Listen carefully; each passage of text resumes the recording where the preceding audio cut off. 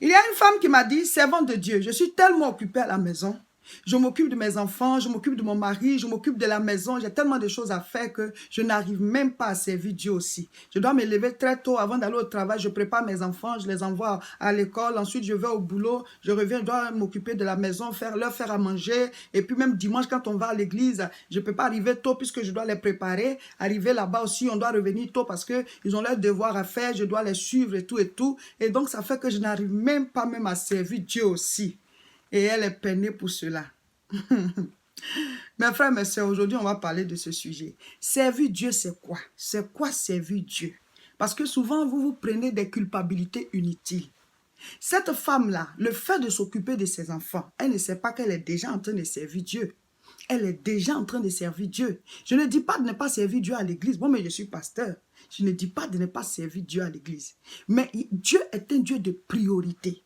Si tes enfants ne se sont pas lavés, si tes enfants n'ont pas à manger, si tes enfants n'ont pas fait leurs devoirs, s'ils n'ont pas étudié, si leur maman n'est pas là pour les aider, et puis tu es en train de chanter à l'église, tu es en train de nettoyer l'église, tu es en train de ne pas faire quoi que ce soit à l'église, là, devant Dieu, tu es en train de pécher.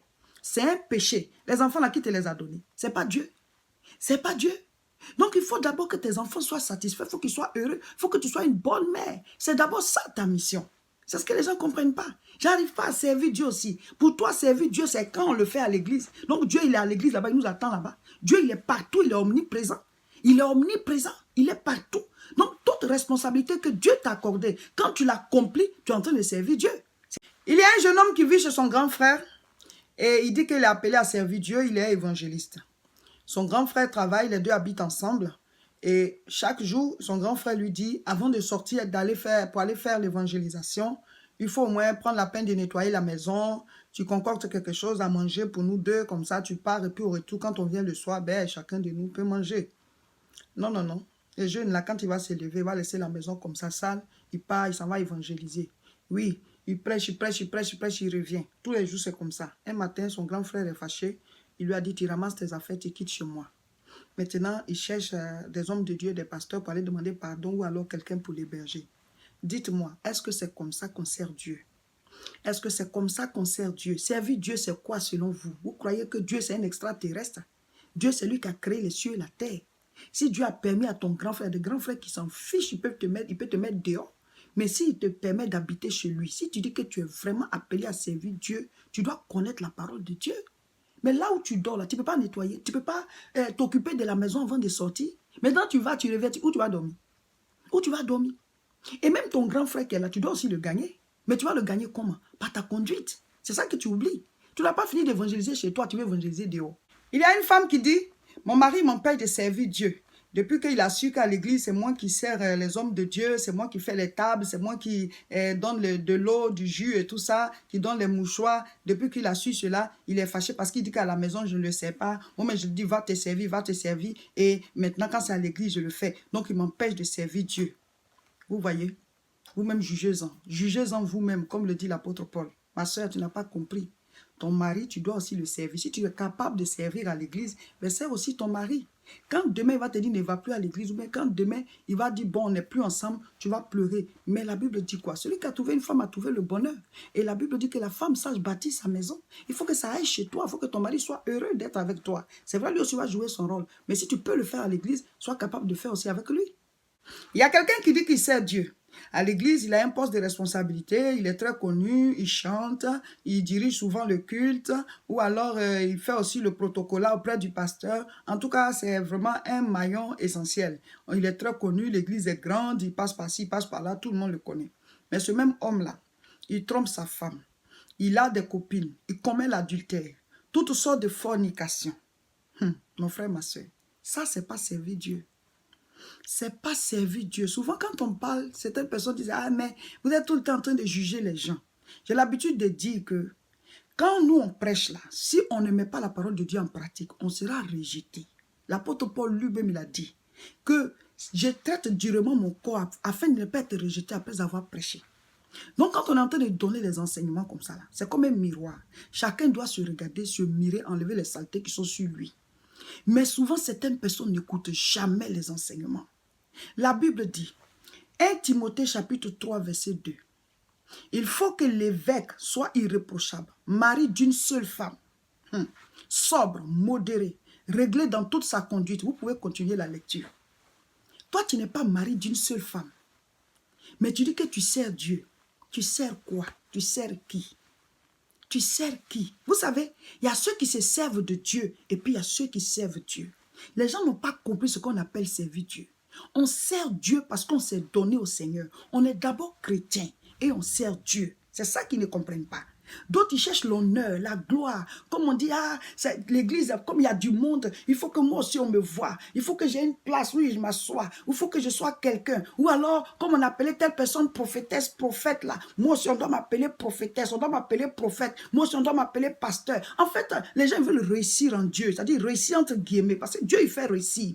Mais de la bonne manière. Servons Dieu avec une bonne motivation. Tu te caches, tu trompes ton mari, mais tu dis que tu sers Dieu. Tu te caches, tu trompes ta femme, mais tu dis que tu sers Dieu. Tu voles, tu mens, mais tu dis que tu sers Dieu. Vous n'avez pas compris. Vous n'avez pas compris le service du Seigneur.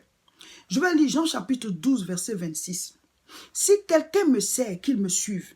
Et là où je suis, là aussi sera mon serviteur. Et il ajoute, si quelqu'un me sert, le Père l'honorera. Beaucoup cherchent l'honneur. Oh, l'honneur, là, c'est à la fin. Mais il dit, si quelqu'un me sert, qu'il me suive. Suivre vient avant servir. Quand il dit qu'il me suive, ça veut dire quoi? Que tu suives Christ dans la vie de Christ.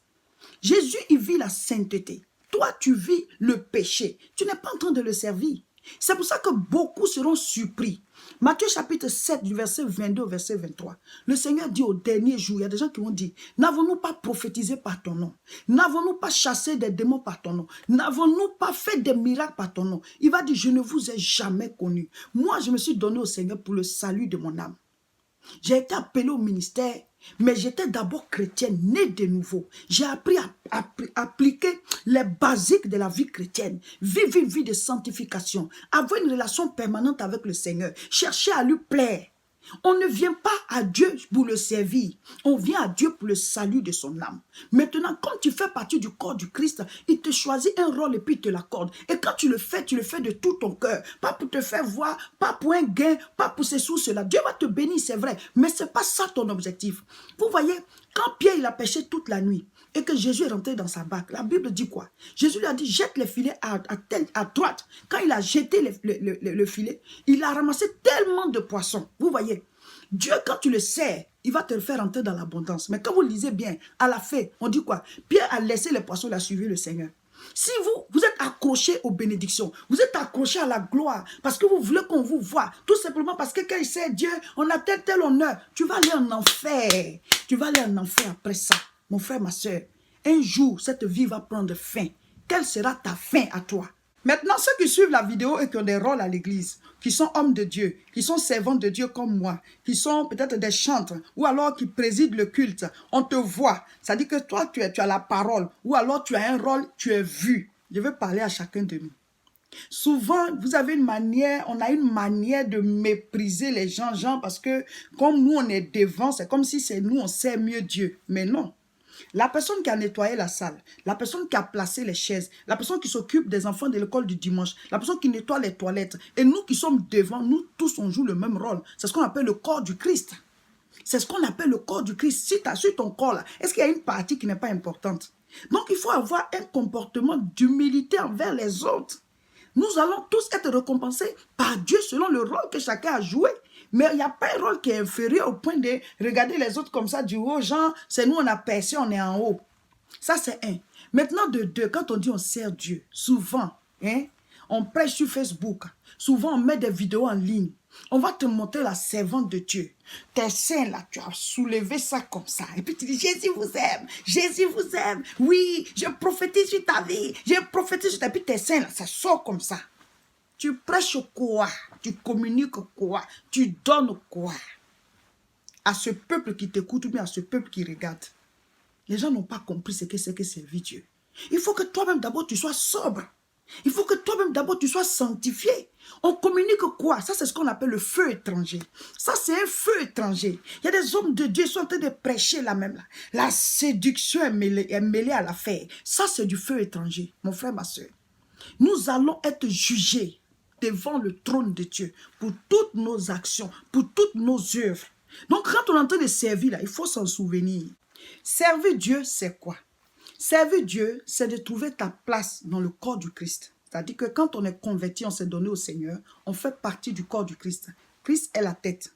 Donc, l'église locale qu'on fréquente, l'homme de Dieu est la tête. Vous voyez, il représente Christ. Il est le petit berger établi sous le grand berger. Voilà. Donc, tu lui dois respect, honneur, parce qu'il représente Christ. Il est le petit berger établi. Dans les responsabilités que tu as, si tu es dans un département, celui qui est responsable aussi, tu dois le respecter. Mais lui aussi, il doit te respecter parce que tu fais partie du corps du Christ. On se doit respect les uns aux autres. Vous voyez. Maintenant, toi, tu dois trouver ton rôle dans le corps. Il y a ceux-là qui doivent faire ceci, il y a ceux-là qui doivent faire ça. Maintenant, il y en a aussi qui doivent faire plusieurs rôles à la fois. La main, comme ça, elle fait beaucoup de choses. Hein? Voilà.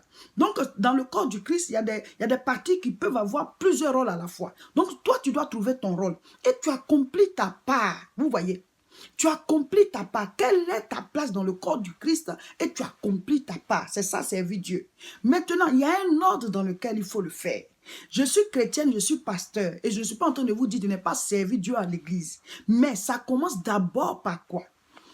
Actes chapitre 1, verset 8, il dit, « Mais vous recevrez une puissance, le Saint-Esprit survenant sur vous, et vous serez mes témoins à Jérusalem, dans toute la Judée, dans la Samarie et jusqu'aux extrémités de la terre. » Donc, servir Dieu, c'est comme un rayonnement. Ça part comme ça. Mais ça commence d'abord par Jérusalem. Jérusalem, pas qu'on va tous aller servir Dieu à Jérusalem. Non. C'est pour dire quoi? Jérusalem, c'est là-bas qu'il y avait le temple. Ça représente ta propre relation avec Dieu. C'est ça. Donc, il faut d'abord que toi-même, tu sois converti, né de nouveau. Travaille d'abord sur ta propre conversion. C'est ça, être témoin à Jérusalem. C'est là-bas qu'il y avait le temple. Ça ne va pas dans ta relation avec Dieu. Tu es en train de prêcher, tu es en train de chanter, tu es en train de faire ci, tu es en train de faire ça. Tu n'auras pas la récompense parce qu'il faut d'abord être sauvé avant d'avoir la récompense de nos œuvres. J'ai déjà prêché dessus, sur le dernier jugement, le thème là. Donc, si tu n'es pas d'abord sauvé, tu n'as pas la récompense des œuvres que tu as accomplies. Donc, sois sûr que ton salut est en place pendant que tu es en train de servir. Vous comprenez? Donc, témoin à Jérusalem. Ensuite, dans toute la Judée, c'est ta maison. Si tu es une femme, ton mari, là, il doit savoir que tu es converti. Si tu es un homme, ta femme doit savoir que tu es converti. Tes enfants doivent savoir que tu es converti. Ta maison doit être bien gérée. Si tu as des serviteurs, des servantes, tous ceux sur qui tu es établi doivent savoir que tu es né de nouveau. C'est ça, dans toute la Judée. Il n'y a pas quelqu'un autour de toi qui va dire que non, tu n'es pas chrétien. Mais on a des comportements de micmac. Après, on dit on sert Dieu. Non, ça ne va pas. Donc, dans toute la Judée, ta famille, ton frère, ta soeur, tes parents, tout cela, la Bible dit de les honorer. Ils doivent savoir que tu es né de nouveau. On n'est pas parfait. Mais chaque jour, en priant, le Seigneur va te guider. Comment faire? Aujourd'hui, tu as fait l'erreur, mais demain, tu reprends pour faire mieux. Parce que tu es en train de grandir dans ta marche avec Dieu. Ensuite, Samarie, ça représente notre travail, l'église, tout ce qui est nos voisins, c'est-à-dire à grande échelle, avant que ça va toucher l'extrémité de la terre. La Bible dit, même quand tu es en train de servir au travail, ton patron là, tu le sers avec empressement, tu ne le respectes pas comme si tu étais en train de le servir lui-même, mais comme si tu étais en train de servir Christ. Donc, quand on dit que je ne sers pas Dieu, mais quand au travail, tu fais bien ton travail, tu ne voles pas, tu respectes les lois du travail, tu es en train de servir Dieu. C'est ça que vous oubliez. Tu es en train de servir Dieu. Donc, quand tu le fais mal, tu es en train de t'attirer la malédiction de Dieu. C'est vrai, on va te punir au travail, mais tu es maudit aussi par Dieu. Partout, toutes nos responsabilités, ce sont des missions divines. Est-ce que cet enseignement veut dire qu'on ne doit pas servir Dieu à l'église? Non. Est-ce que cet enseignement dit qu'on ne doit pas servir Dieu du tout? Non. Moi-même, je sers Dieu, je suis servant du Seigneur. Mais je dis, il faut commencer par les priorités, parce que Dieu est un Dieu de priorité. Si tu ne sers pas Dieu, après cette terre, tu n'auras pas de récompense. On a le salut et on aura les récompenses, les couronnes. Et les couronnes, ça dépend de ce qu'on aura fait comme travail pour le Seigneur. Maintenant, le salut, ce n'est pas payant. Le salut, c'est gratuit par le sang de Jésus. Mais les couronnes, c'est selon nos travaux, ce qu'on aura accompli comme œuvre pour le Seigneur. Donc, il est nécessaire, il est important de servir Dieu.